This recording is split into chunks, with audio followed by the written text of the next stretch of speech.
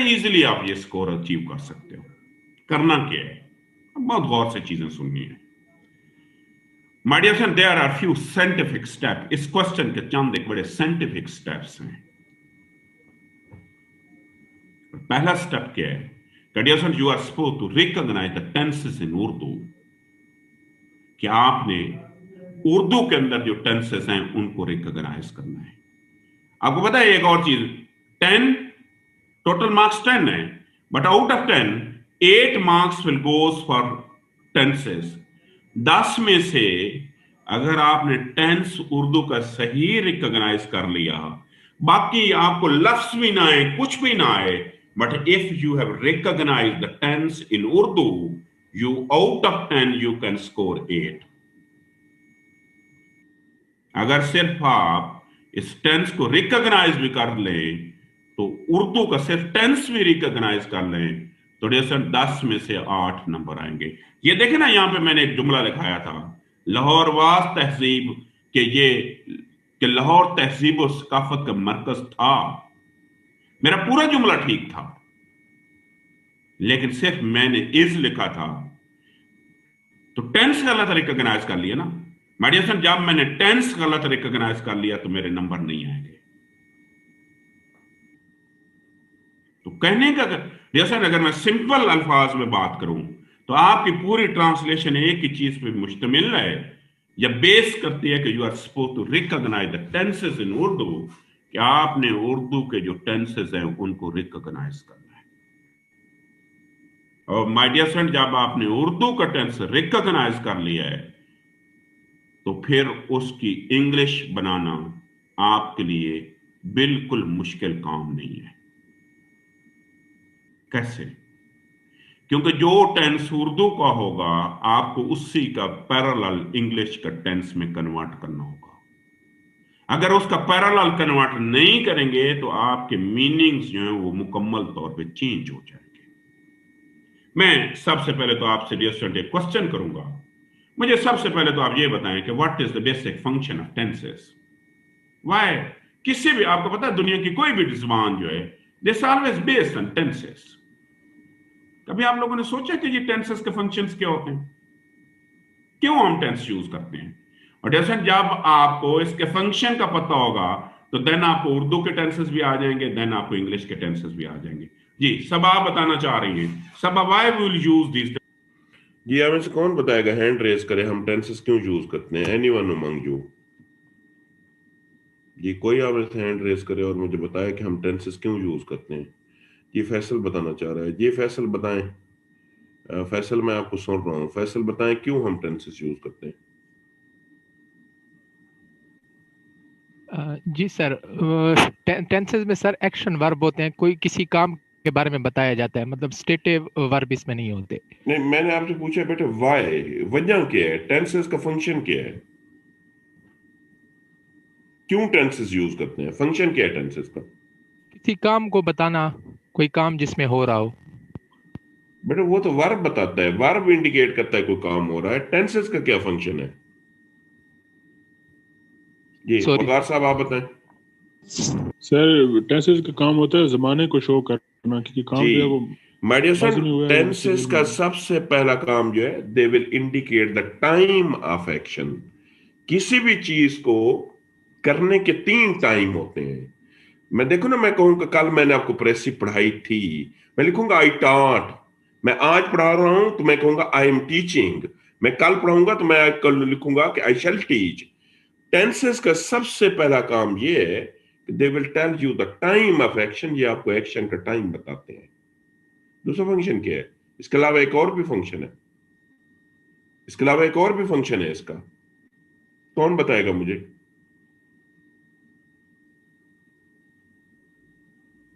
जी साबिर बताएं।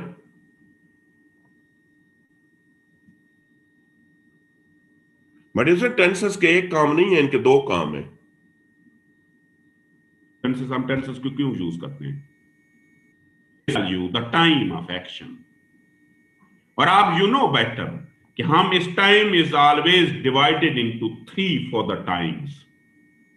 टाइम जो है ना, वक्त जो है, हम उसको 3 में डिवाइड करते हैं। एक होता है प्रेजेंट, जिसमें हम गुफ्तगू कर रहे हैं। एक होता है इससे पहले का कल का टाइम, जैसे हम उसे पास्ट कहते हैं। और एक आने वाला टाइम होता है जिसे हम फ्यूचर कहते हैं। सबसे पहली चीज तो ये है कि this will tell you the time of action. लेकिन उर्दू और इंग्लिश के ये टेंसेस एक दूसरे से मैच नहीं करते। कैसे? इंग्लिश के अंदर जैसे ना आप वर्ब चेंज करते हैं तो टाइम चेंज होता है। मीन के आपको पता है इज करेंगे तो प्रेजेंट होगा, सॉरी यस। आप वाज करेंगे तो पास्ट होगा, और जैसे अगर आप विल यूज करेंगे तो फ्यूचर होगा। उर्दू में ऐसा नहीं है। उर्दू में सिर्फ उर्दू नहीं, जैसे दुनिया की दो किस्म की जबानें, एक है मगरबी जबानें।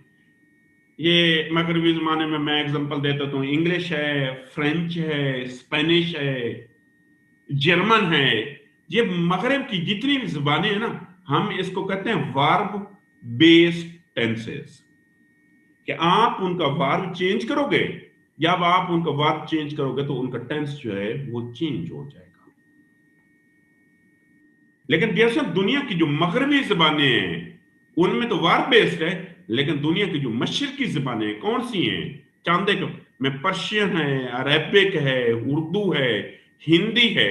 दुनिया की जितनी भी मशरकी जबानें हैं उनका टेंस हमेशा वर्ब सेम रहता है। देखो मैं एक जुमला लिखता हूं, मैं लिखता हूं वो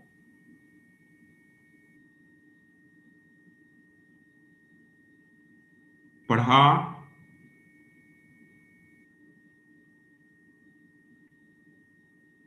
चुका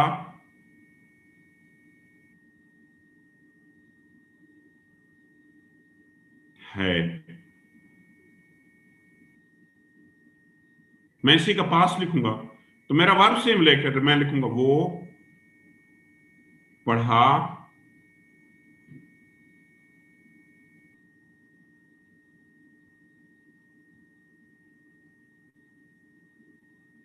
चुका था। इन दोनों में मेरा वर्ब तो सेम है, और दोनों में वर्ब तो सेम है। पढ़ाना वर्ब है। दुनिया के जितने भी मगरब, यहां तो हमें कंफ्यूजन होती है। जैसे दुनिया की जितनी भी मशरकी जबानें हैं, आपको पता है उनका आखिरी लफ्ज आप चेंज करेंगे। जब आप आखिरी लफ्ज चेंज करेंगे तो आपको पता चल जाएगा कौन सा टेंस है। मैं बड़ा आसान सा फार्मूला बताता हूं, यह फार्मूला है। जैसे जब भी आपका पास्ट टेंस होगा, कोई भी पास्ट टेंस होगा, तो उसका आखिरी वर्ड डियरसन फर्क ये है कि बेटे मगरबी जबानों में आपका वर्ब चेंज होता है। अब is am are was verb change करते हैं। मगरबी जबानों में वर्ब हमेशा सेम रहता है। आपका आखिरी लफ्ज जो है ना, वो आखिरी लफ्ज चेंज होता है। जब आखिरी लफ्ज चेंज होता है तो आपका टेंस चेंज हो जाता है। और बिलीव मी, सीएसएस के अंदर जिस बच्चे ने अगर टेंस को सही रिकॉग्नाइज कर लिया ना, देखें 10 में से 8 नंबर तो टेंसेस के हैं। और ये टेबल आप पढ़ लें, आपको इंशाल्लाह ये कभी भी नहीं भूलेगा। हमेशा या था होगा, या थी होगी, या थे होगा। जैसे अगर वो प्रेजेंट होगा तो उसका आखिरी वर्ड या हूं होगा, या है होगा, या हैं होगा, हर सूरत में। और माय डियर फ्रेंड, अगर वो फ्यूचर होगा तो उसका आखिरी वर्ड हमेशा या तो गा होगा, या की होगी, या के होगा। सबसे पहला काम तो आपको टेंस को आइडेंटिफाई करना है। 10 में से 8 नंबर इस चीज के हैं। मैं एक पेपर निकालते हैं, हम कोई एक पेपर निकालते हैं तो हम उसको 2016 का पेपर निकाल लेते हैं। हम टेंस को रिकॉग्नाइज करने की कोशिश करते हैं। आम लोगों का ख्याल है, जैसे इस है ने मुझे बताया कि ये प्रेजेंट टेंस है, कि मुल्क के कानून और फर्द की आजादी एक दूसरे की जिद होते हैं। अगेन मुझे है ने बताया कि ये प्रेजेंट टेंस है। बज़ाहिर ये बात गलत मालूम नहीं होती, यहां कुछ भी नहीं है। ना था, ना है, ना गाय। मेडिसन, अगर ये सिचुएशन होगी, अगर ये सिचुएशन होगी तो फिर आप रेफरेंस टू द कंटेक्स्ट देखेंगे। आप रेफरेंस टू कंटेक्स्ट देखेंगे कि कौन सा टेंस है। हम इसके आगे भी देखेंगे कौन सा टेंस है, पीछे भी देखेंगे कौन सा टेंस है, तो हमें अंदाजा हो जाएगा कि कौन सा टेंस है। इसको हम फॉर टाइम बीइंग रहने देते हैं। हर कानून शहरियों पे कोई ना कोई पाबंदी ऐड करता है। अगेन इसने बताया प्रेजेंट है। अगर मुल्क में कानून की तादाद ज्यादा हो तो मजमूई पाबंदियां भी ज्यादा होती हैं। अगेन इसने इंडिकेट किया प्रेजेंट टेंस है। ज्यादा पाबंदियों से फर्द की आजादी उनके बोझ तले दबकर रह जाती है। अगेन इसने हमें बताया प्रेजेंट टेंस है। इसके बरक्स कवानीन की तादाद ज्यादा हो तो मौजूद शहरियों की आजादी का दायरा भी वसी होता है। इसने भी हमें बताया कि प्रेजेंट टेंस है। और डियरेंट क्योंकि इससे पहले भी प्रेजेंट चल रहा है, आगे भी प्रेजेंट चल रहा है, तो हम रेफरेंस टू द कंटेक्स्ट ये चीज गैस कर सकते हैं कि ये भी प्रेजेंट टेंस होगा। आपके 10 में से 8 नंबर इस चीज के हैं। बड़ा आसान सा फॉर्मूला है।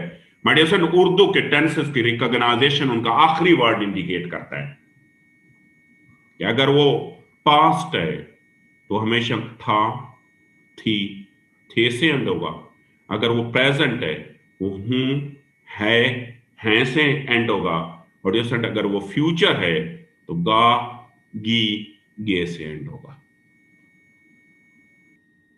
अब आते हैं टेंसेस से दूसरा फंक्शन क्या है। हमने तो अभी एक फंक्शन पढ़ा है।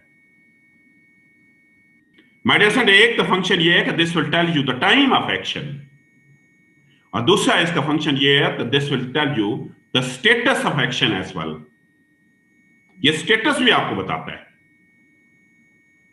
ये जो सेकंड डिवीजन होती है ना कि सिंपल टेंस है, कंटिन्यूअस टेंस है, परफेक्ट टेंस है, this will also tell you the status as well. ये आपको स्टेटस भी बताएगा। कैसे स्टेटस से कैसा पता चलेगा? My dear friend, second last word जो होता है ये स्टेटस बताता है। स्टेटस का मतलब है किसी भी चीज के 3 स्टेटस होते हैं। पहला होता है डियर फ्रेंड उसकी नेचर बताना वर्क की। इसमें यह नहीं पता चलता, मतलब मैं कहूं कि मैं स्कूल जाता हूं, मैं एक नेचर इंडिकेट कर रहा हूं। दूसरा डियर फ्रेंड होता है कि ये कंटिन्यूटी बताता है कि वर्क इज इन प्रोग्रेस। हम कहते हैं जी मैं स्कूल जा रहा हूं, मीन के प्रेजेंट टेंस का काम है कि this always tell you the nature of action, आगे फर्दर नहीं बताएगा। कंटिन्यूअस टेंस जो होता है this will always indicate that the action is in progress. जो परफेक्ट टेंस होता है माय डियर फ्रेंड ये आपको बताता है कि that work is has been already completed. कि परफेक्ट टेंस आपको बताता है कि आपका एक्शन या वर्क जो है वो कंप्लीट हो गया है। देखो ना, हम जैसे कहते हैं कि I have delivered my lecture. देखो ना, मैं बड़ा आसान सा काम है। My dear friend, simple tense आपको नेचर बताते हैं,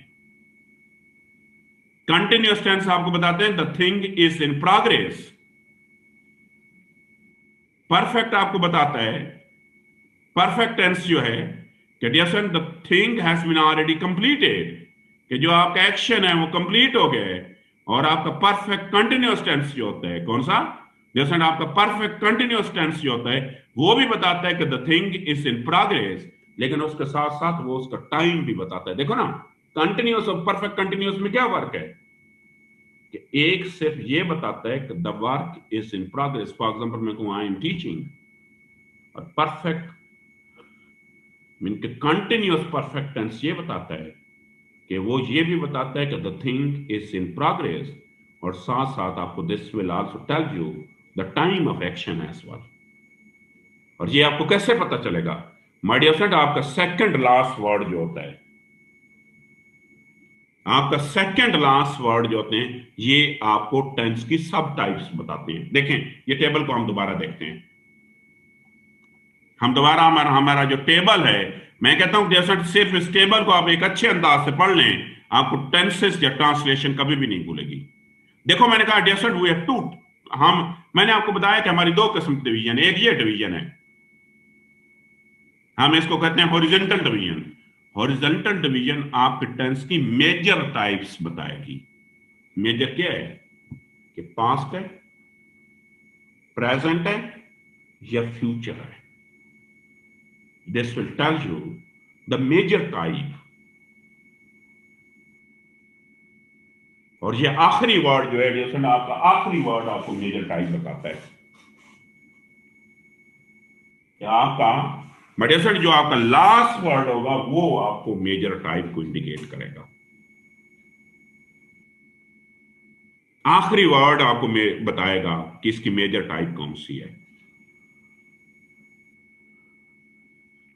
दूसरी बात, जैसे इसको हम कहते हैं, मसलन देखो ना, बड़ा आसान सा काम है कि जब भी वो पास्ट होगा वो एंड या था से होगा या थी से होगा या थे से होगा। बढ़िया सर, वो प्रेजेंट होगा तो हूं से होगा, है से होगा, हैं से होगा। और अगर वो फ्यूचर होगा वो गा से होगा, वो गी से होगा, वो गा से होगा। वो कहते हैं सब टाइप। ये माइनर टाइप बताती है कि जी सिंपल है। और ये आपका सेकंड लास्ट वर्ड जो होता है ये बताता है कि जैसे अगर वो ता ती ते है, ता ती ते है, छोटी ये बड़ी ये है, तो वो सिंपल टेंस होगा। बट जैसे अगर सेकंड लास्ट वर्ड आपका रहा रही रहे है तो वो भी आपका कंटिन्यूस टेंस होगा। अगर आपका सेकंड लास्ट वर्ड लिया या चुका है तो वो परफेक्ट टेंस होगा। और जैसे अगर सेकंड लास्ट वर्ड आपका अगेन लाइक द कंटिन्यूअस, वो रहा रही रहे है, लेकिन अगर उसके साथ वक्त का भी जिक्र कर दिया गया है तो वो प्रेजेंट या कोई भी परफेक्ट कंटिन्यूस टेंस होगा। लेकिन सिंपल की एक और भी निशानी है। जैसा आपको पता है दो किस्म के जुमले होते हैं। एक जुमले वो होते हैं जिनके अंदर एक्शन होता है और एक वो होते हैं जिनके अंदर स्टेटमेंट होती है। मैं एक जुमला आपके लिए लिखता हूं। मैं लिखता हूं कि मैं एक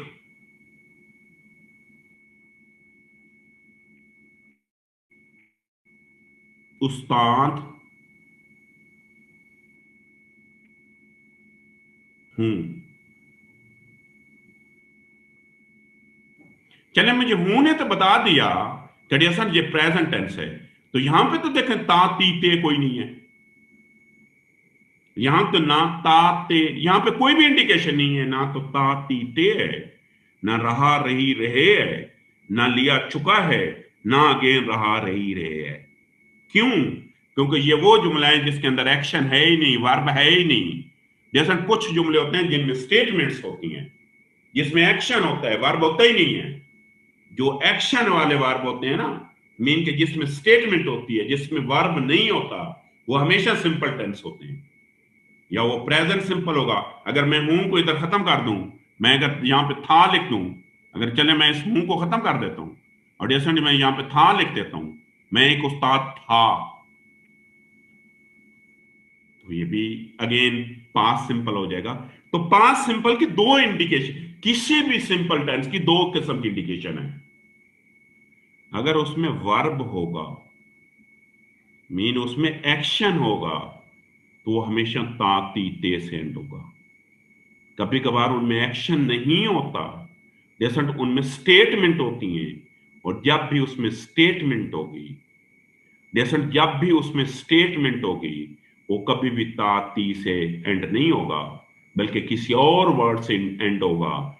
और आप उसको इस वजह से पहचानेंगे कि उसके अंदर कोई वर्ब है ही नहीं। मैं इसी टेबल के मुताबिक मैंने आपको सबसे पहले आज सुबह जुमला एक लिखाया था। जैसे आप एक जुमला लिखें, तमाम लोग जुमला लिखें। अब लिखें मैं पढ़ा चुका था। दूसरा जुमला लिखें मैं पढ़ा चुका हूं। इनको जरा ट्रांसलेट करें, इन दोनों को जरा ट्रांसलेट करें। मैं पढ़ा चुका हूं और मैंने पढ़ा लिया है। मैं पढ़ा चुका हूं और दूसरा जुमला मैंने आपको लिखा है कि मैंने पढ़ा लिया है।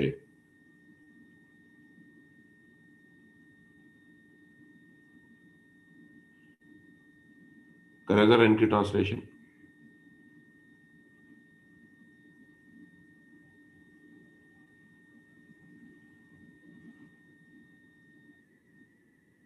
कोई आप में से रीड आउट कर ले मैंने क्या जुमला लिखाया था। ये सब आप पढ़ लें। आप मैंने क्या सबसे पहला जुमला क्या लिखाया है? सब मैं आपको सुन रहा हूं। मैंने पढ़ा लिया है सर। आप सुबह की पहले जी की बात अभी कर अभी रहे हैं? मैंने क्या लिखाया है, दोबारा बोले। अभी जो लिखवाया था मैंने पढ़ा लिया है। जी हम लिखाया था मैंने पढ़ा लिया है। हम इसका टेंस स्टेबल के मुताबिक आइडेंटिफाई करते हैं। आखिरी वर्ड क्या है? सब दोबारा बोलना, आखिरी वर्ड क्या है? लिया है, पढ़ा लिया है। है ना? जी। है मुझे स्टेबल में यहां पे मिला, तो इसने बताया कि ये कोई प्रेजेंट टेंस है। सेकंड लास्ट वर्ड सबा क्या है? लिया। ये मुझे लिया यहां लिया। से मिला। एक मिनट, यहां से मिला। मैं जब इनको आपस में मैच करूंगा, इस और इस को, मैं टेबल को फॉलो करूंगा, तो इसने मुझे बता दिया ये कौन सा टेंस हुआ? प्रेजेंट परफेक्ट टेंस हुआ। प्रेजेंट क्योंकि परफेक्ट। जी, अब दूसरा जुमला मैंने क्या लिखाया था? मैं पढ़ा चुका हूँ। मैं पढ़ा चुका हूं, मुझे हूं यहां पे मिला। जैसे मुझे चुका यहां से मिला, और जब मैं इसको मैच करूंगा तो इसका भी वही रिजल्ट है कि ये प्रेजेंट परफेक्ट टेंस है। हम 2016 का पेपर निकालते हैं और हम मुकम्मल पेपर को पढ़ते हैं, हम टेंस को आइडेंटिफाई करते हैं। बढ़िया सर, ये जो पहला जुमला है आम लोगों का ख्याल है ने बताया प्रेजेंट है, लेकिन ख्याल जो है ना ता है ना चुका है ना लिया है। तो इसका मतलब है कि इसको मैं देखूंगा, ये तो स्टेटमेंट है। स्टेटमेंट वो होती है जिसके अंदर वर्ब होता ही नहीं है, इसमें वर्ब है ही नहीं। और स्टेटमेंट हमेशा या प्रेजेंट, स्टेटमेंट की सिर्फ ब्रॉडर टाइप ढूंढनी पड़ती है। स्टेटमेंट हमेशा या प्रेजेंट में होती है या पास्ट में होती है। तो इसका मतलब ये हुआ कि ये प्रेजेंट सिंपल टेंस है। मुल्क के कानून और फर्द की आजादी एक दूसरे के जिद होते हैं। है ने मुझे बता दिया प्रेजेंट है, और इस ता ने हमें बता दिया कि प्रेजेंट सिंपल टेंस है, क्योंकि ता ती ते से एंड हो रहा है। बज़ाहिर ये बात गलत मालूम नहीं होती, होती ने मुझे बता दिया कि ये सिंपल टेंस है, और रेफरेंस जो कंटेक्स्ट हमने डिसाइड किया था कि ये प्रेजेंट सिंपल टेंस है। हर कानून शहरियों पे कोई ना कोई पाबंदी ऐड करता है ने बताया जैसे ये प्रेजेंट टेंस है, और ये ता ने बताया कि this is again present simple. अगर मुल्क में कानून की तादाद ज्यादा तो मजमूई पाबंदियां भी ज्यादा होती हैं। जैसे इस है ने मुझे बता दिया, है ने कि ये प्रेजेंट टेंस है, और इस ती ने हमें बता दिया कि प्रेजेंट सिंपल टेंस है। ज्यादा पाबंदियों से फर्द की आजादी इनकी बोझ तले दबकर रह जाती है ने मुझे बताया कि ये अगेन प्रेजेंट है, और इस जाति ने बताया कि ये प्रेजेंट सिंपल टेंस है। इसके बरक्स कवानीन की तादाद ज्यादा हो तो शहरियों की आजादी का दायरा वसी होता है। मेडिसन है ने मुझे बताया कि ये प्रेजेंट है, और ये होता ने बताया कि ये प्रेजेंट सिंपल टेंस है। तो 10 में से 8 नंबर तो इस चीज के हैं आपके। Out of 10, 8 marks will goes for this one. ये माय डियर फ्रेंड, आप अपने टेबल सामने रख लें। अगर ये टेबल सामने रख लेंगे तो आपको कभी भी टेंसेस नहीं भूलेंगे। इस टेबल को गौर से पढ़ लो। मैं दोबारा बता देता हूं, my dear friend, our tenses has 2 functions. पहला, किसी भी टेंस का फंक्शन ये होता है कि they will tell you the time of action. और डियर फ्रेंड, इस टाइम को आइडेंटिफाई करने के लिए उर्दू के अंदर आखिरी वर्ड को देखेंगे, और वी हैव 3 टाइम्स। हमारे सिर्फ 3 टाइम्स हैं। इसके बाद डियर टेंस का दूसरा काम जो होता है, they will tell you the status of action. ये सब टाइप्स जो होती हैं ये आपको स्टेटस इंडिकेट करती हैं। क्या स्टेटस है? सिंपल। वो कहता है कि जब भी सिंपल होगा हमेशा सेकंड लास्ट वर्ड ता ती ते से होगा। अगर कंटिन्यूअस टेंस होगा तो वो रहा रही रहे से होगा।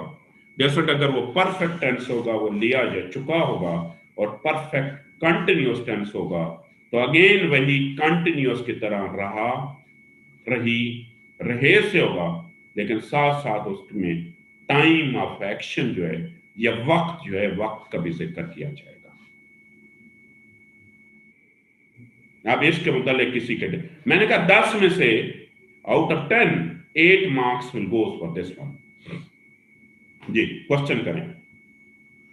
या हम में से किसी का भी क्वेश्चन है इन टेंसेस रिकॉग्नाइजेशन के मुतालिक, तो आप हैंड रेज करें ताकि मैं आपको जवाब दूं। मैंने कहा मैक्सिमम नंबर तो इसी चीज के हैं।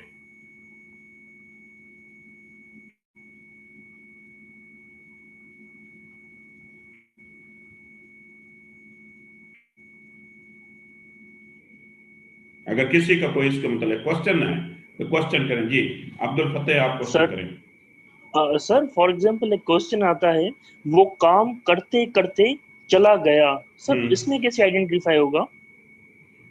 वो काम करते करते चला गया। अच्छा, ये चला, ये क्या आपको सेंस दे रहा है? सर पास्ट का। बेटे ये पास्ट टेंस है, जी क्योंकि सर। कुछ जुमले ऐसे होते हैं, वो अक्सर मैं आगे बताता हूं, वो भी बता दूंगा। कुछ जुमले ओके होते हैं एक्सेप्शंस होती हैं, वो इस टेबल के मुताबिक नहीं होते, लेकिन ऐसे जुमले पेपर में नहीं आते। Okay sir. ठीक है, अच्छा। दूसरी माय डियर स्टूडेंट, जो दूसरी चीज मैं आपको बताऊंगा, दूसरी चीज जो आपको रिक्वायर्ड है, आपने अगर टेंस को सही रिकॉग्नाइज कर लिया, आउट ऑफ 10 8 मार्क्स का तो आपके कंफर्म हो गए। दूसरी चीज क्या है? My dear son, you must have the adequate vocabulary of Urdu as well as English. आपकी उर्दू और इंग्लिश दोनों की अच्छी वोकेबलरी होनी चाहिए, और हर बच्चे की होती है अच्छी। अगर हम सपोज करते हैं उर्दू का एक लफ्ज है, उसके मीनिंग आपको नहीं आ रहे हैं, तो आप लाजिम है कि रेफरेंस द कंटेक्स्ट उसको गैस करें। अगर फिर भी लफ्ज मतलब यहां पे देखें ना, आखिरी एक लाइन है, जहां पे एक लाइन में पढ़ रहा हूं, यहां पे एक अक्सर जुमले को बहुत से लोगों को मतलब नहीं आता। ये जुमला है कि अज़म, अमल, दयानत, खताबत। अक्सर लोग इस खताबत में कंफ्यूज हो जाते हैं। यार इस लफ्ज को ब्रेक करो, इसको ब्रेक करो। खताबत किससे निकला है? खुतबा, खतीब। तो जब आप इसको ब्रेक करोगे ना, खुतबा, खतीब, खताबत, आप 100% इसको गैस कर सकते हो। तो अगर आपको इसी तरीके से 2019 का पेपर जो आया था, उसमें एक लफ्ज आया था जो बहुत से लोगों को कंफ्यूज कर रहा था। वो आया था कि चश्म पोशी। बहुत से लोगों को इसको आप ब्रेक करो ना। चश्म, चश्मा, पोशी, पोश छुपाना। चश्म आंख होता है, चश्मा, पोशी छुपाना होता है। तो इसका मतलब तो बड़ा आसान हो गया कि आंख से कोई चीज छुपाना। आंख से छुपाना जो होता है उसको या तो हम ओवरलुक करते हैं या हम उसको इग्नोर करते हैं। तो जैसे अगर आपको कोई लफ्ज नहीं आ रहा है, तो बड़ी एक छोटी सी बात है, आपने उसको रेफरेंस टू द कंटेक्स्ट देखना है। और दूसरी बात है, फिर भी अगर उसका आपको मतलब नहीं आ रहा है, तो बड़ा आसान सा आपने काम करना है, और वो काम ये है कि उस लफ्ज को आपने फौरन हिस्सों में ब्रेक करना है। और जब भी आप ब्रेक करोगे, आप 100% उसकी नेचर पे पहुंच जाओगे कि इस लफ्ज का क्या मतलब है। रूल नंबर 3 ये है कि dear sir, you are suppose to translate the sentences. हम वो कहते हैं ना बा मुहावरा। बाहम मुहावरा का मतलब ये होता है कि आपने माय डियर स्टूडेंट लफ्जों की ट्रांसलेशन है करनी। अब मैं बड़ा आसान सा एक लफ्ज आपको बताता हूं। बेटा एक लफ्ज है कानून। अभी मैं हमने पढ़ा कानून अकेला आएगा ना, तो कानून के मेरे पास I have 100 words for this कानून। डिक्शनरी आप देखें, कानून कॉन्स्टिट्यूशन भी होता है, लॉ भी होता है, कॉन्ट्रैक्ट भी होता है, ऑर्डिनेंस भी होता है, एक्ट भी होता है, and this list goes on. लेकिन उस सेंटेंस में आप देखेंगे कि किस कंटेक्स्ट में। देखो ना, अगर लिखा हुआ अगर मुल्क में कानून कवानीन की तादाद ज्यादा हो, तो मजमूई पाबंदियां भी ज्यादा होती हैं। मेडिसन अगर इस कवानीन को मैं पढ़ूं, तो यहां पे कॉन्स्टिट्यूशन तो इसका मतलब नहीं आ सकता। यहां पे इसका एक्ट, कॉन्ट्रैक्ट, ऑर्डिनेंस, ये तो मतलब नहीं है। यहाँ तो सिंपल एक ही लफ्ज इसका मतलब है, ला। तो हम जब अक्सर कहते हैं ना बाब मुहावरा, बाब मुहावरा का मतलब ये होता है कि डियर फ्रेंड, जब लफ्ज अकेला आता है तो उसका और मतलब होता है, मीन के अकेला है तो उसके बहुत से मतलब होते हैं, लेकिन जब वो सेंटेंस में आता है तो आपने उसको उस रेफरेंस के अंदर देखना है जिस रेफरेंस में उसको यूज किया गया है। नंबर 4 भी यही है, that is to translate the words according to reference in which they have been used। क्या आप उन रेफरेंस के मुताबिक उनको यूज करोगे जिस रेफरेंस में वो यूज किए। एक बड़ा हमारे यहाँ एक जोक बना हुआ है कि किसी पेपर में एक जुमला आया था कि बाजार में गोलियां चल रही हैं। जैसे ये लफ्ज गोली जो है ना, ये अकेला आ जाए तो इसके बहुत से मतलब हैं। गोली, टैबलेट भी गोली को कहते हैं, बुलेट भी गोली को कहते हैं। तो इस सेंटेंस में ये टैबलेट मीनिंग में तो नहीं है, तो किसी ने इसकी ट्रांसलेशन की थी कि tablet are walking in the street. ये चलना जो है, चलना के भी बहुत से मीनिंग्स हैं, फायर भी है, वॉक भी है। तो आपने इस चीज का जरूर ख्याल रखना है कि ये किस रेफरेंस में लफ्ज चूज किए गए। आपने गूगल ट्रांसलेशन नहीं कर देनी। मैं पिछले दिनों गूगल पे पढ़ रहा था, फेसबुक पे गलबन किसी ने लिखा था कि आई एम, किसी ने लिखा हुआ था कि जैसे फीलिंग ग्रेट विद बहादुर अली खान,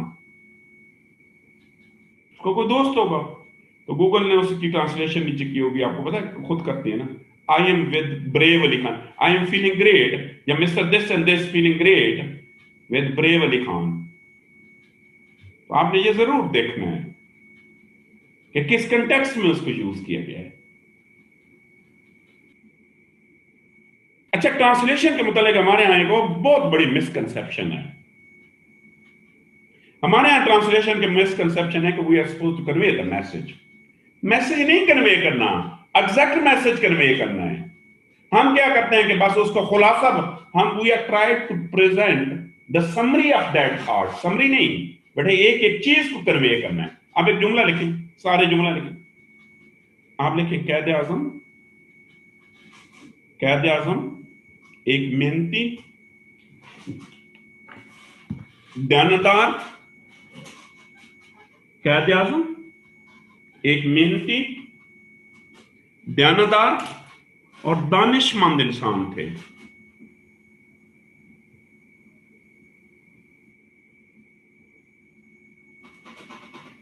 अब बहुत से लिखते लिखते वो लोग इसकी ट्रांसलेशन के करेंगे कि कैद Azam was a great person. तो कहां पे मेहनती गया, कहां पे दानदार गया? ये गलत ट्रांसलेशन है। आप my dear student, you are not supposed to convey the theme. आपने थीम नहीं कन्वे करना, आपने एक एक वर्ड का मैसेज कन्वे करना है। तो मैं लिखूंगा Quaid Azam was a hard working, honest and a wise person.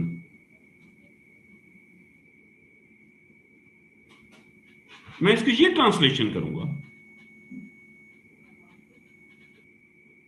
तो हमारे यहां एक एक मिसकंसेप्शन आ गई है कि जी इसका थीम कन्वे करना है। तो आप अगर आप थीम कन्वे करने की कोशिश करेंगे तो आपको फिर नंबर तो नहीं मिलेंगे।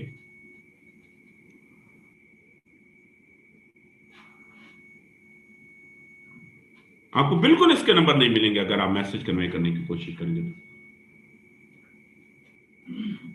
तो कोशिश कर, हाँ ये जरूर हो सकता है कि बेटे कभी कभार ये जरूर हो सकता है, जहन एक मिनट, ये जरूर हो सकता है कि इंग्लिश के 2 लफ्ज हों और उर्दू को उनका एक लफ्ज बन जाए। मतलब उर्दू के एक लफ्ज है बगी या टांगा, टांगा, इसकी इंग्लिश 3 लफ्ज हैं, हॉर्स एंड कैरेज। बेटे उर्दू के एक लफ्ज है अरूज, इंग्लिश के लिए इसके लिए 3 वर्ड हैं।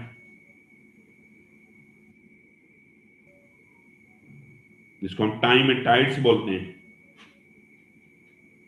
ये जरूर हो सकता है कि कुछ लफ्ज ऐसे हैं जो कि उर्दू में एक लफ्ज होगा, इंग्लिश में उसके 2 होंगे, या इंग्लिश के 2 होंगे, उर्दू का उसका 1 होगा। लेकिन जब आपने ट्रांसलेशन करनी है, आपने एक भी सेपरेट आइडेंटिटी को मिस नहीं करना। जी जैन बताएं, क्वेश्चन करें। जी गफ्फार साहब क्वेश्चन करें आप।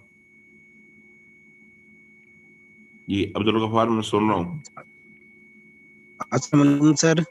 जी अब्दुल गफ्फार।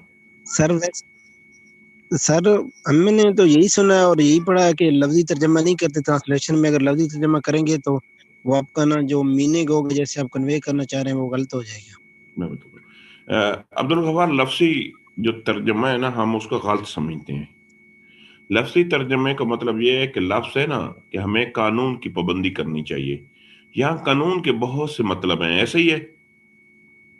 यहाँ कानून का मतलब कॉन्स्टिट्यूशन भी है, ऑर्डिनेंस भी है, एक्ट भी है। इसका मतलब ये होता है बा मुहावरा जो हम कहते हैं कि यार लफ्ज जिस कंटेक्स में यूज किया गया है उस लफ्ज को उसी कंटेक्स में लिखना है। बा मुहावरा का ये मतलब नहीं होता कि आधे लफ्ज छोड़ दोगे और आधे लफ्ज स्किप करके थीम बयान कर दोगे। बा मुहावरा का मतलब ये है कि जो लफ्ज जिस कंटेक्स में यूज किया गया है उसके मुताबिक उसका मीनिंग लिखोगे। लफ्ज लफ्जी मतलब नहीं लिखोगे। लफ्जी मतलब तो ये है कि ये जब कानून है ये कॉन्स्टिट्यूशन भी होता है, लेकिन यहां पे तो कॉन्स्टिट्यूशन ठीक नहीं होगा। यस सर, यस सर, इसका ये मतलब होता है। Thank you. Yes sir, thank you sir, thank you. Sir अगर इस तरह जो आपने सेंटेंस बताए, एक मेहनती दयानतदार और दानिशमंद इंसान थे। अब अगर पेपर में उस वक्त हमको एक वर्ड का मीनिंग स्पेसिफिक नहीं आ रहा, मतलब मुझे मेहनती का मतलब पता है, दयानतदार का, दानिशमंद का नहीं आता, तो आप क्या रेकमेंड करेंगे कि उसको मैं स्किप कर दूं उस वर्ड को, या स्किप नहीं करना बेटे, उसकी जगह गैस करके कोई ना कोई लफ्ज लिख के आना है। अच्छा क्या उसको स्किप नहीं करना, उसकी जगह गैस करना है, वो एक लफ्ज गलत हो जाएगा ना जी। से। देखो जहन स्किप करोगे तो वैसे ही गलत हो गया ना, गलत हो गया ना जी। गैस करोगे तो फिर कुछ चांसेस तो ठीक होने के हैं ना। ठीक है, ठीक है। अच्छा मेडिसन, कभी कभार कुछ जुमले ऐसे होते हैं जो टेंसेस नहीं होते। मसलन आप एक जुमला लिखें सारे, आपको मेहनत करनी चाहिए।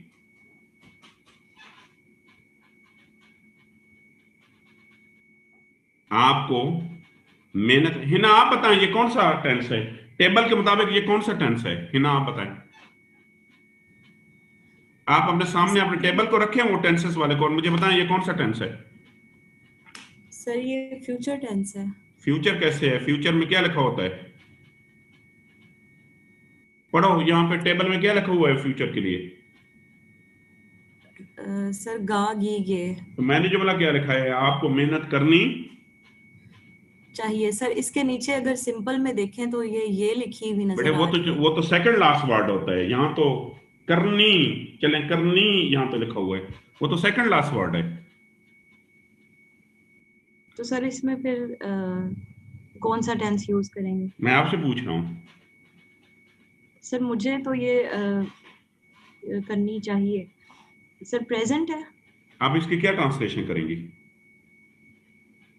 You should work hard. तो बेटे शुड कौन सा टेंस होता है? प्रेजेंट होता है। शुड तो कोई प्रेजेंट टेंस नहीं होता। फ्यूचर ही आएगा ना, वही बेटे शुड इज फ्यूचर भी नहीं है, शुड फ्यूचर भी नहीं है। किसने कहा है शुड फ्यूचर है?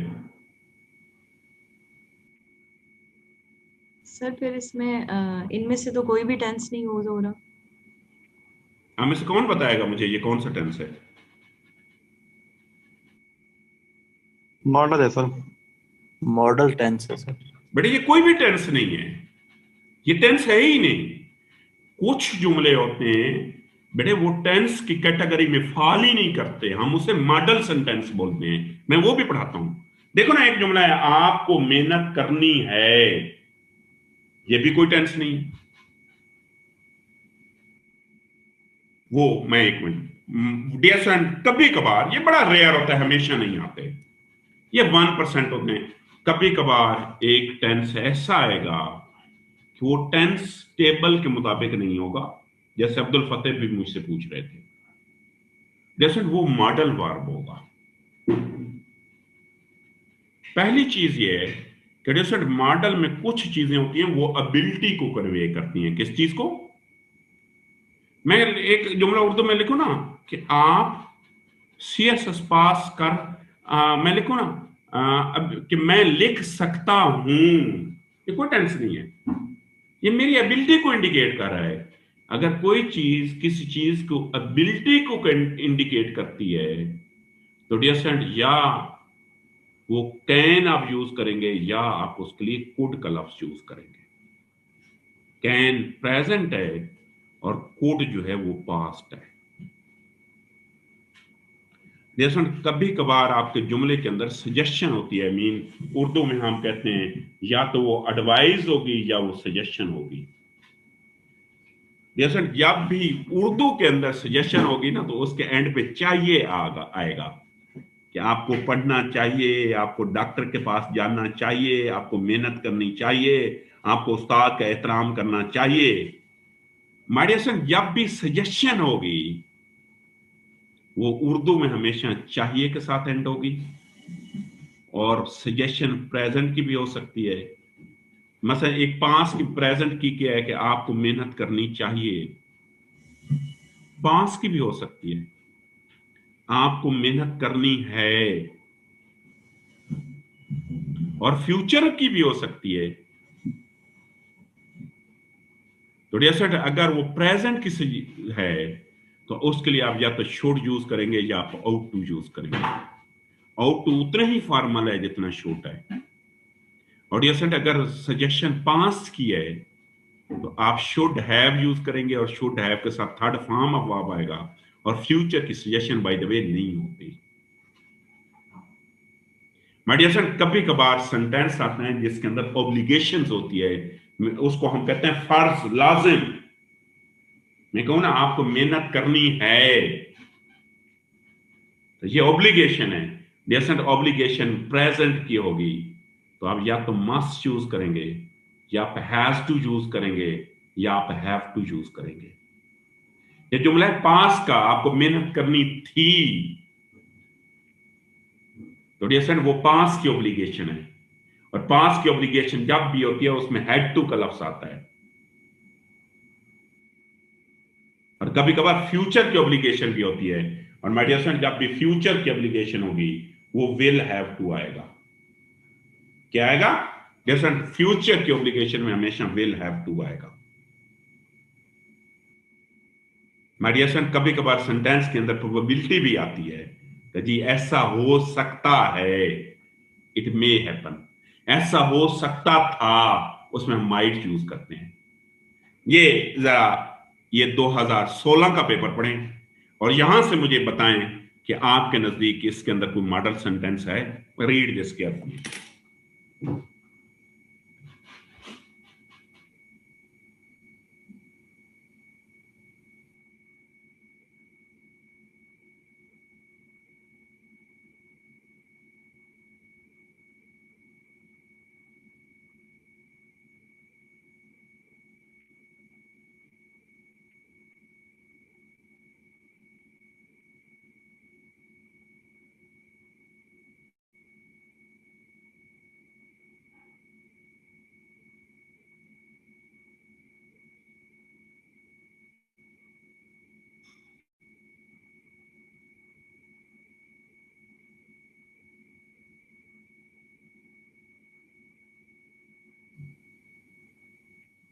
ये कौन बताएगा इसमें कोई मॉडल है या नहीं है?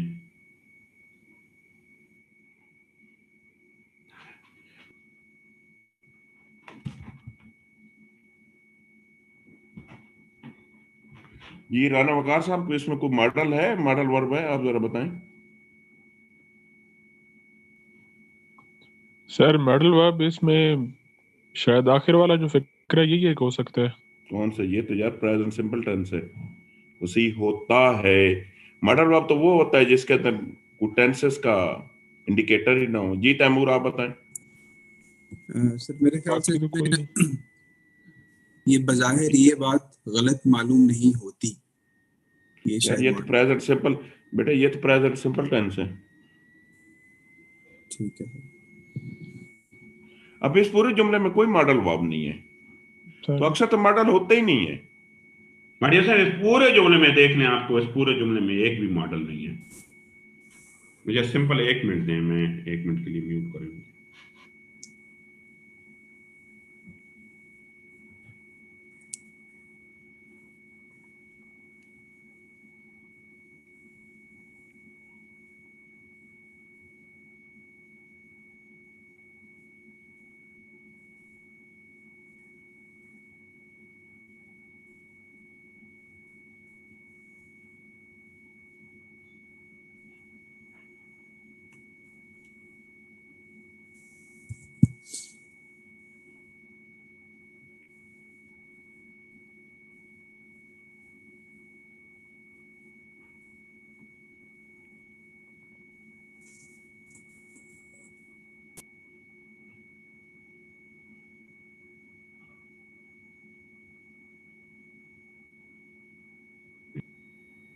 ये 2019 का पेपर है, जरा गौर से पढ़ें और इससे जरा मुझे ढूंढ के दें इसमें कोई कंडीशन मॉडल सेंटेंस है या नहीं है। Read this carefully.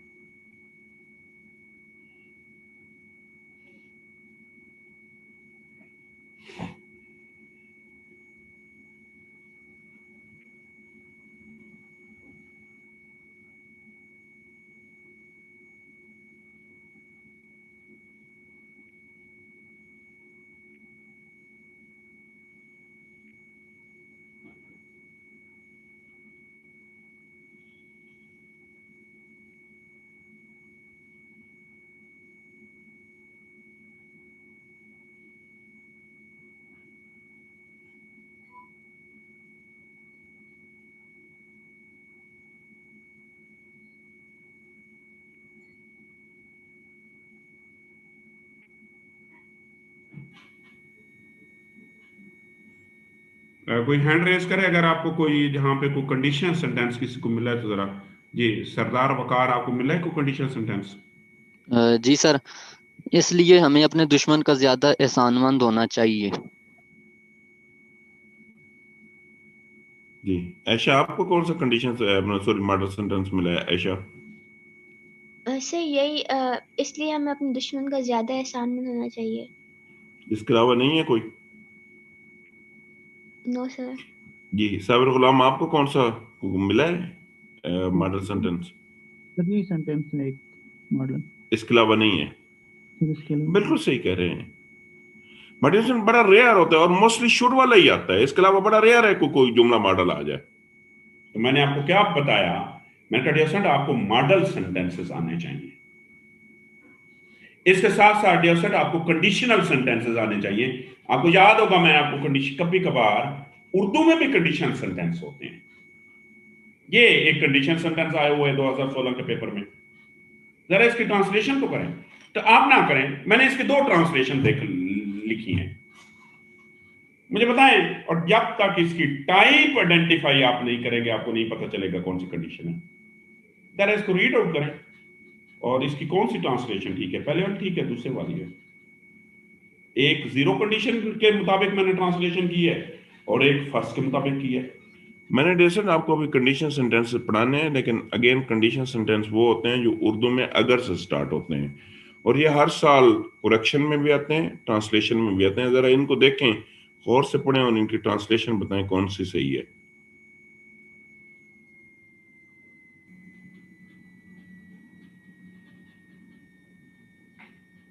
मुझे कोई बताएगा कौन सी ट्रांसलेशन ठीक है?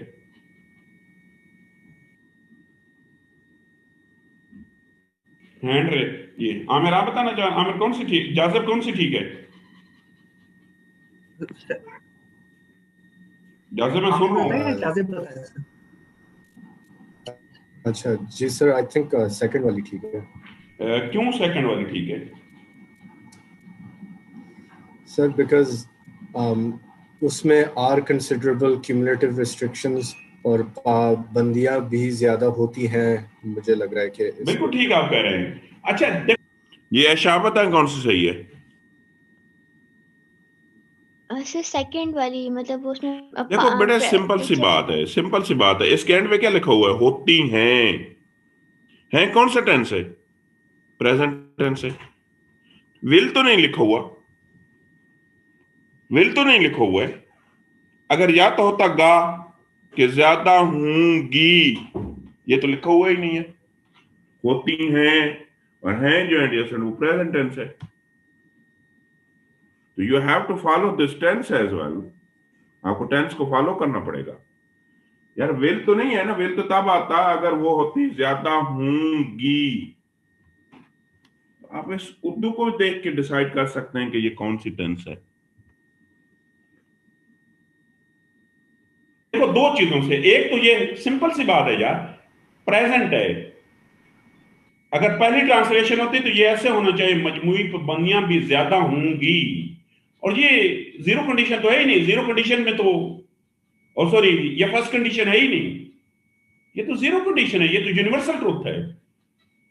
जीरो कंडीशन में दोनों प्रेजेंट आते हैं, दूसरा ऐसा इस वजह से प्रेजेंट आता है कि यूनिवर्सल ट्रूथ होता है। ये यूनिवर्सल ट्रूथ है कि आप, सिंपल सी बात है, जैसे अगर मेरे मुल्क में एक भी कानून ना हो तो एक भी पाबंदी नहीं होगी। जितनी पाबंदियां ज्यादा होंगी, जितने कवानीन ज्यादा होंगे, आपकी पाबंदियां भी उतनी ज्यादा होंगी। जितने आपके कानून ज्यादा होंगे, आपकी पाबंदियां भी उतनी ज्यादा होंगी। तो अगर जैसे मैं इसको पढ़ूँ कि अगर मुल्क में कवानीन की तादाद ज्यादा हो तो मजमूई पाबंदियां भी ज्यादा होती हैं, तो ये सेकंड ठीक है, इसकी फर्स्ट गलत है। तो आपके ट्रांसलेशन में कभी कभार कंडीशनल सेंटेंस भी आते हैं, तो उनका भी आपको ख्याल रखना है, हमने ट्रांसलेशन में पढ़े थे।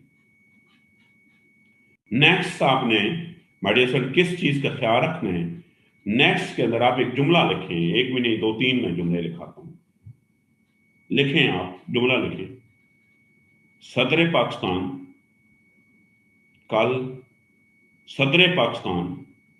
कल तकरीर करेंगे।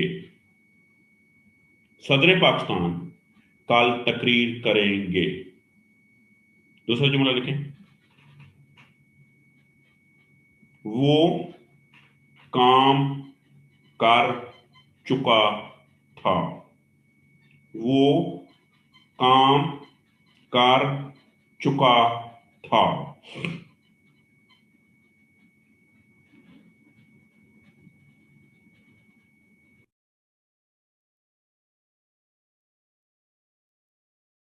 करें जरा इसकी ट्रांसलेशन।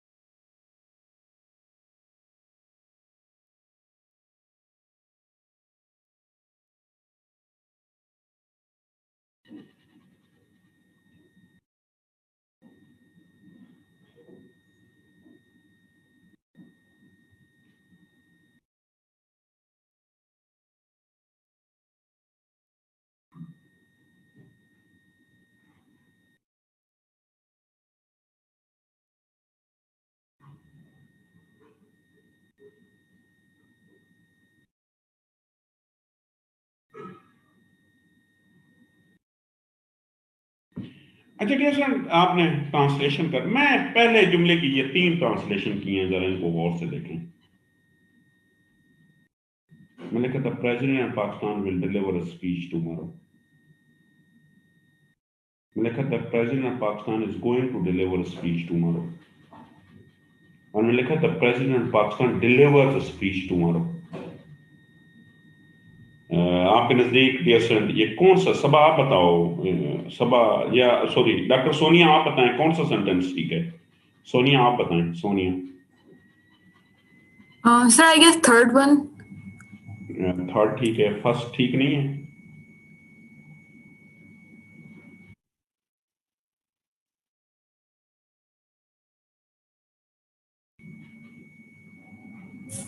आप अपने टेबल के मुताबिक तो फर्स्ट ठीक नहीं है सोनिया जी। हमना आप बताएं, हमना रजा, हमना आप बताएं कौन सा सेंटेंस ठीक है।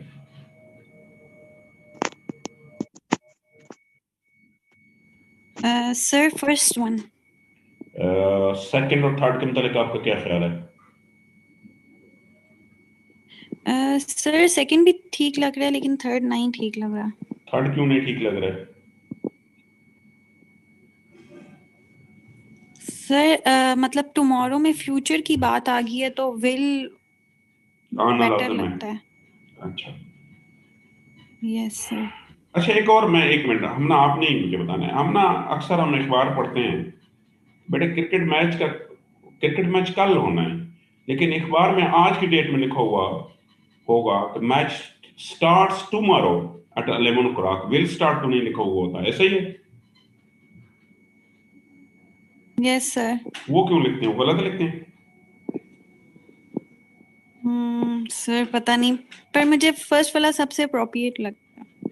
आपने ये कभी पढ़ा है? मैं बड़े पढ़ रहा था कि पिछले दिन यूनाइटेड नेशन की इमरान खान ने, 10 दिन पहले मैंने पढ़ा था, इमरान खान ने 10 दिन बाद स्पीच करनी थी, लेकिन अखबार में लिखा हुआ था कि mister prime minister of Pakistan mister Imran Khan delivers a speech after 10 days। यहाँ तो विल डिलीवर, क्यों, वो क्यों लिख रहे हैं?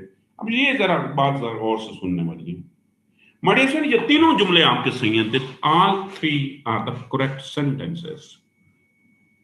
ये तीनों सही जुमले हैं आपके, ये तीनों के तीनों आपके सही जुमले हैं, लेकिन फर्क कहां पे है, ये क्यों ठीक है? आपने ना जरा गूगल करना है कि when will use present simple and present continuous for future. My dear friend, जब भी फ्यूचर की कोई शेड्यूल्ड एक्टिविटी हो, वो चाहे 10 सालों बाद भी होनी हो। आज आप देख लें बेटे, अखबार में गूगल पे लिखा हुआ था कि द नेक्स्ट वर्ल्ड कप या football world cup starts on this and this date in Qatar, will start नहीं होगा। रूल ये है कि माय डियर फ्रेंड, अगर कोई फ्यूचर की एक्टिविटी ऑलरेडी शेड्यूल्ड हुई है और वो हाईली सर्कुलेट भी हो चुकी है,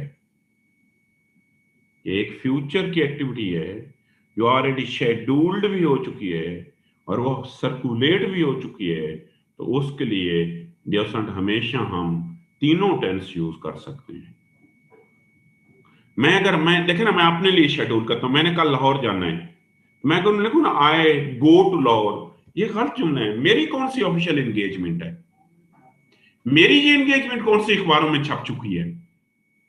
तो माय डियर फ्रेंड, सिर्फ वो एक्टिविटीज फ्यूचर की जो ऑलरेडी शेड्यूल्ड भी किसी फोरम पे हुई हैं और वो सर्कुलेट भी हुई हैं मीडिया न्यूज़पेपर में, तो you are supposed to use all these 3 tenses, जो आपकी मर्जी है यूज करें। ये तीनों जुमले ठीक हैं। मैंने दूसरा जुमला लिखवाया था कि वो काम कर चुका था। मैंने जहां पे एक लिखा ही डिड वॉक, एक लिखा he had done walk. My dear friend, ये दोनों, ये उर्दू का जुमला भी गलत है, ये उर्दू के करेक्शन में आता है ये जुमला, ये उर्दू में भी गलत है। क्यों? कि रूल ये है कि dear friend, past perfect tense जो है this can never appear alone. Past perfect tense तो कभी अकेले में आ ही नहीं सकता, मुमकिन ही नहीं है कि पास्ट परफेक्ट टेंस जो है वो अकेला आ जाए। Dear friend, past perfect tense उस वक्त आता है जब उसके साथ एक और भी पास्ट का टेंस हो, 2 पास्ट के टेंस हो, लेकिन जो चीज रियल टाइम में पहले होगी। देखो ना, एक जुमला हम पढ़ते हैं कि जब हम रेलवे स्टेशन पहुंचे, इस जुमले को ट्रांसलेट कर लेते हैं कि जब हम पहुंचे तो वो वहां, जब हम पहुंचे तो वो जा चुका था। मुझे बताएं डियर फ्रेंड, अगर मैं इसको रियल टाइम में देखूं तो पहले वो पहुंचे, पहले हम पहुंचे या वो गया? देखा ना, मैंने जुमला पढ़ा, जब हम पहुंचे तो जैसे वो पहले गया उसके साथ हैड आना चाहिए। मैं सीक्वेंस जो भी रख लूं, मैं लिखूंगा he had already left the place when we reached, और ये भी ठीक है। ये अगर मैं लिखूं व्हेन वी हैड रीच, ये जुमला गलत है, ये जुमला गलत है। क्यों? रियल टाइम में वो पहले गया है, जो चीज पहले हुई है उसमें हैड आएगा। तो आखिरी मैंने 2 रूल्स क्या पढ़ाए, मैंने यहां पे डियर आपको रूल पढ़ाया कि प्रेजेंट सिंपल, प्रेजेंट कंटिन्यूअस जो है वो फ्यूचर शेड्यूल्ड एक्टिविटीज में यूज हो सकते हैं। They can be use for future scheduled activities. My dear friend, past perfect can never appear alone. Past perfect tense कभी भी अकेला नहीं आता। और आखिरी बात जो मैं बता रहा हूं ना, ये परफेक्शन पे आपको ले जाएगी, ये 10 आउट ऑफ 10 आपको नंबर देगी। माय डियर फ्रेंड, अगर आप 10 में से 10 नंबर चाहते हैं तो आप एक काम करना है आपने, हम इसको कहते हैं सेल्फ असेसमेंट। आपने उर्दू से इंग्लिश पहले रफ में बना ली है, उर्दू जुमला था, आपने उस पर इंग्लिश बना ली उसकी। अब आपने डियर फ्रेंड जो इंग्लिश बनाई है, आप वापस उसका उर्दू बनाएं। आपने जो इंग्लिश बनाई है डियर फ्रेंड, उसको वापस उर्दू में कन्वर्ट करें।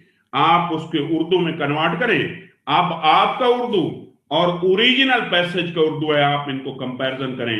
बिलीव मी, आप 100% हो तो पता चल जाएगा आपकी गलतियां कहां कहां पे हैं। मैं इसकी अभी आपको मिसाल देता हूं।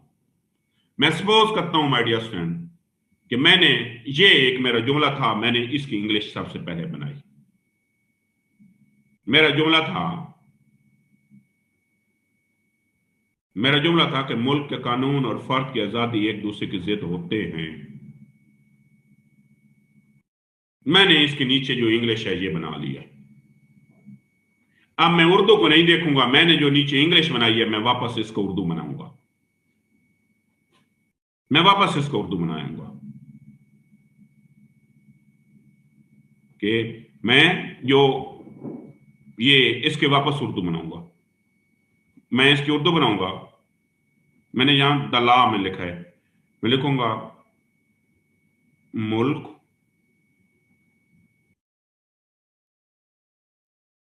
का, लॉ लिखा हुआ है कानून,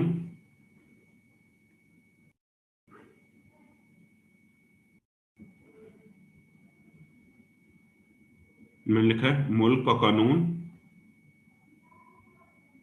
एन इंडिविजुअल लिखो, और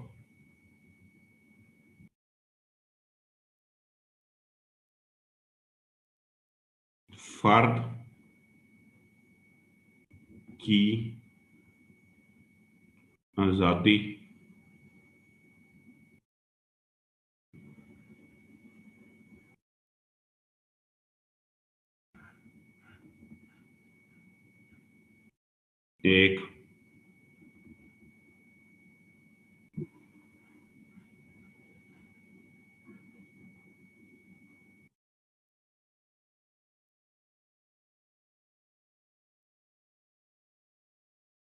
एक दूसरे की जिद होते हैं। अब ये मैंने ट्रांसलेशन बनाई है। अब मैं क्या करूंगा, अब मैंने ये जो बनाई है मैं वापस उर्दू और इसका आपस में, जो रियल उर्दू था और इसका आपस में कंपैरिजन करूंगा। जब मैं कंपैरिजन करूंगा, यहां पे देखें आप इनका कंपैरिजन, वहां पे लिखोगा मुल्क के कानून,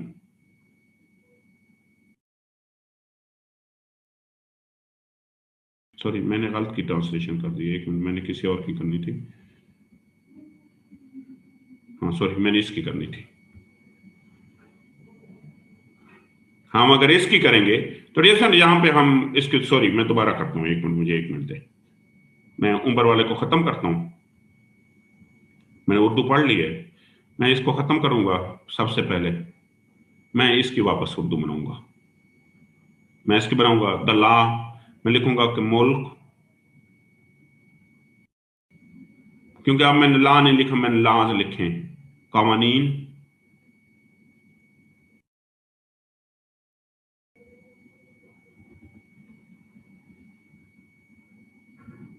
और अफराद,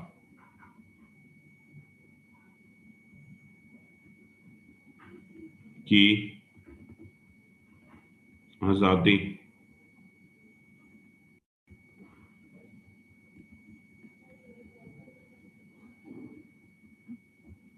एक दूसरे की जिद होते थे।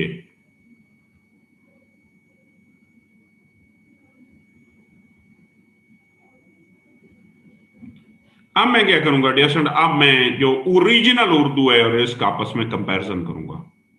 मैं दोनों उर्दू की आपस में कंपैरिजन करूंगा। जब मैं दोनों उर्दू की कंपैरिजन करूंगा तो मुझे पता चल जाएगा कि मेरी गलती कहां पे है। अब ये देखें ना, ऊपर लिखो है कि मुल्क के कानून, लेकिन मेरी ट्रांसलेशन बनी है मुल्क के कवानीन। ये एक तो गलती हो गई। ऊपर लिखो है कि फर्द, मैंने लिख दिया अफराद, ये गलती ये हो गई। वहां पे लिखा हुआ हैं और मैंने लिख दिया थे। ये तो मैंने गलतियां कर दी हैं।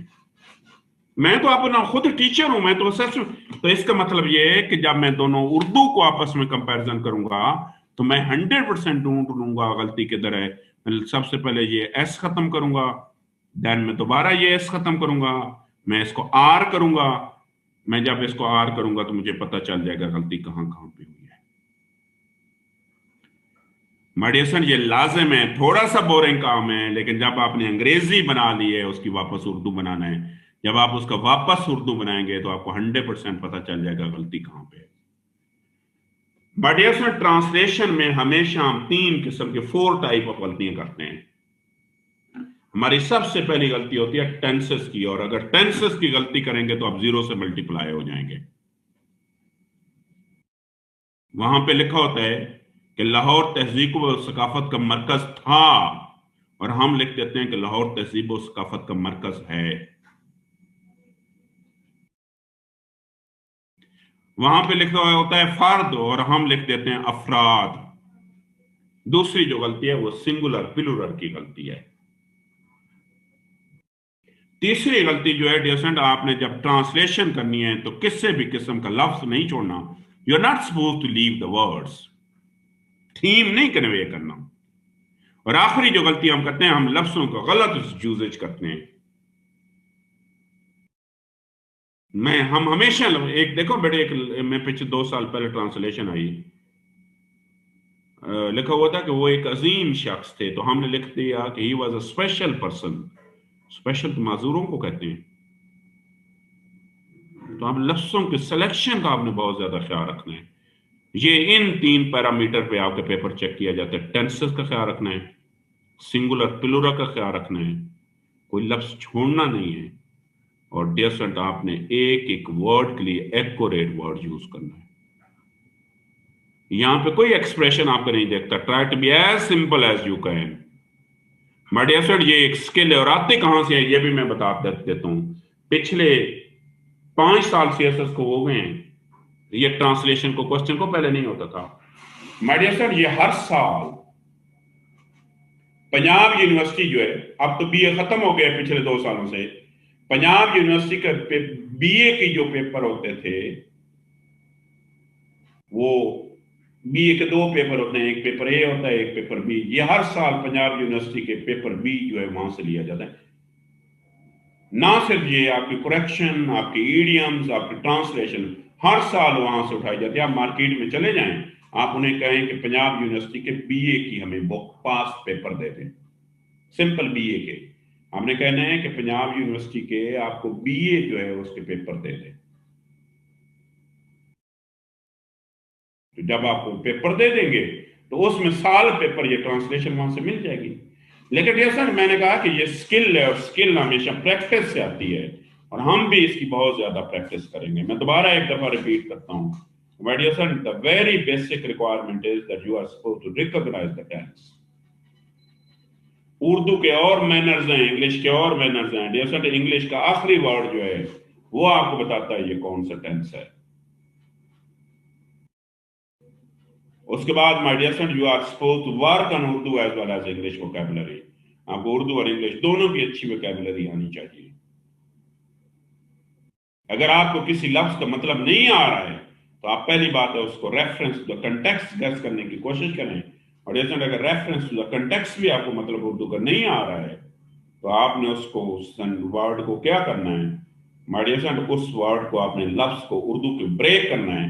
जब आप उर्दू के लफ्ज को ब्रेक करेंगे तो आपको 100% पता चल जाएगा गलती किधर है।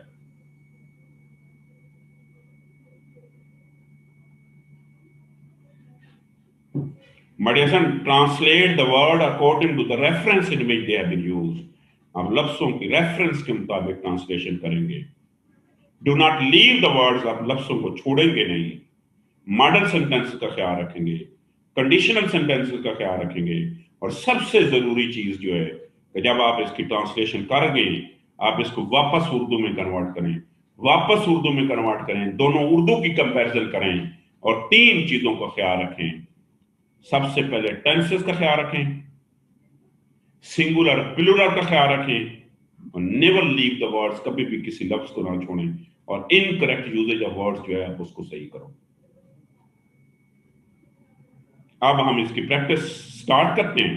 और ये सर सबसे पहले आपने इसकी ट्रांसलेशन करनी है, और अभी मैं आपको 30 मिनट दूंगा, आपने मुझे ईमेल करनी है। आप, मैं कहता हूं 20-25 पैसेज की ट्रांसलेशन कर लें, आपको ये ट्रांसलेशन फिर कभी भी नहीं भूलेगी।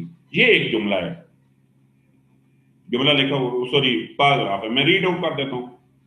आपने सारे स्टेप्स इसके करने हैं, और खास तौर पे अपनी इंग्लिश को वापस उर्दू बना के उसको मैच जरूर करना है। और मुझे सिर्फ एक पेज फाइनल वर्जन आप भेजेंगे।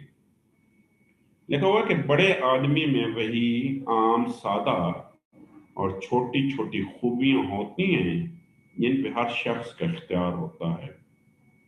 फर्क सिर्फ इतना है कि आम आदमी में ये खूबियां होती हैं और खास आदमी में खूबियों की रूह और इनका जौहर होता है। कहते आज़म की जानी पहचानी जात में कोई बात ऐसी ना थी जो समझ में ना आए। शख्सियत के एतबार से वो एक सीधे साधे आदमी थे। इनके खास खूबियों की फहरिस्त कुछ यूं बनेगी: अज़म, अमल, दयानत, खताबत, खुददारी। कोई क्वेश्चन है तो आप क्वेश्चन कर लें।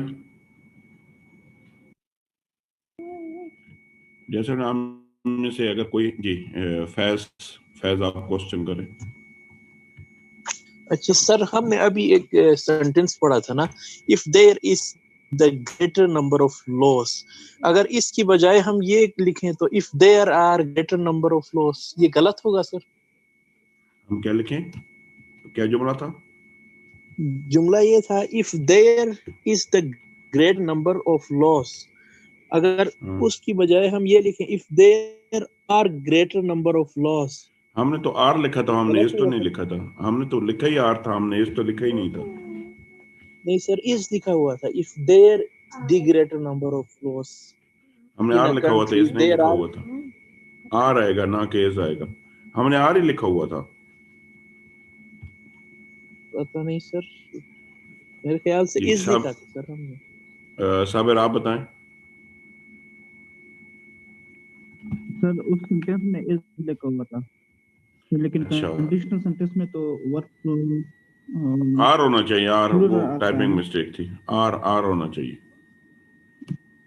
और सर दूसरा क्वेश्चन मेरा ये था कि सर हमने जिद के लिए जो एक सेंटेंस था कि मुल्क के कानून और फर्द की आज़ादी एक दूसरे के जिद होते हैं, तो उसके लिए हमने अपोजिट का लफ्ज़ यूज किया था। तो ये तो एप्रोप्रिएट ट्रांसलेशन नहीं हुई ना जिद की। तो क्या होना चाहिए? अपोजिट तो मुतज़ाद, मतलब तो यार जिद और अपोजिट एक ही चीज है बेटे, वो आपने कंटेक्चुअल मीनिंग करनी है। कंट्राडिक्टरी ये भी कंट्राडिक्टरी भी लिख सकते हैं, अपोजिट भी लिख सकते हैं। बेटे लफ्ज जो है ना उसको उस कंटेक्स्ट में यूज करना है, तो कंटेक्स्ट में उसको मतलब जिद अपोजिट होता है।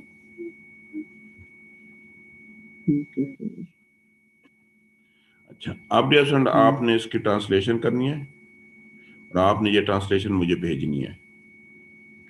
करें ज़रा इसकी, और ये मुझे 9:30 तक मिल जानी चाहिए। हम क्लास इधर ही एंड करते हैं, इंशाल्लाह कल हम आगे मूव करेंगे।